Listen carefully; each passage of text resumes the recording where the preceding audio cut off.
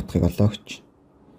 За тэгвэл эхлээд тэгтээ тэнцэх нөхцөл энэ бол x квадратаас хасах нь ax хасах нь 1 x хасах нь a тэнцвүүтг. За энэ дээрээс дискриминантыг бодох юм бол a-гаас хасах нь 1. За хасах тэмдэгтээ хасах тооны квадрат нэмэх гэдэг учраас шууд бичлээ. 4-ийг үржигдэх нь 1 үржигдэх нь хасгаа байна гэсэн. За энийг цааш нь бодчих юм бол a квадратаар нэмэх нь 2a нэмэх нь 1 болно. Энэ дээрээс a дээр нэмэх нь 1-ийн квадрат гарна гэсэн.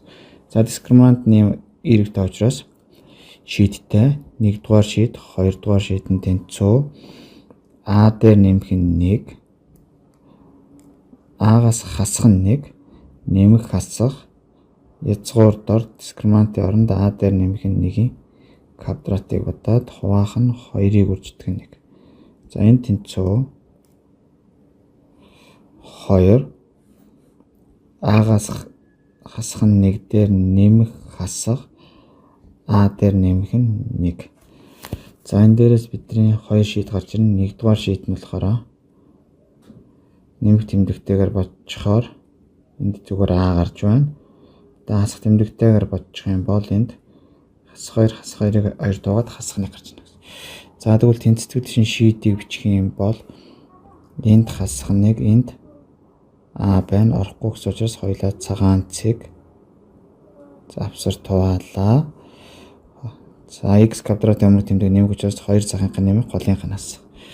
За ингээд шийдээ бичих юм бол x харьяалагдах нь хасах 1 орохгүй хасах 1-ээс a хүртэл байна гэсэн. За энэ тэгштгэл маань бүхэл тоон шийдтэй гэсэн. Яг 3 бүхэл тоон шийдтэй гэсэн. Тэгвэл x-ийн хамгийн бага авч болох бүхэл тоо маань тэг байна. Дараагийнх нь 1 байна. 2 байна гэсэн. За тэгвэл a тоо маань 2-оос их байх нь. Тэгтээ 3 байж болохгүй. 3 ороод ирэх юм бол 4 бүхэл шийдтэй болчихно. Ингээ энэ дээрээс бидний a нь бол 2-оос эрс их байна. Тэгтээ 3-аас эрс бага байна. Ингээ бидний хариу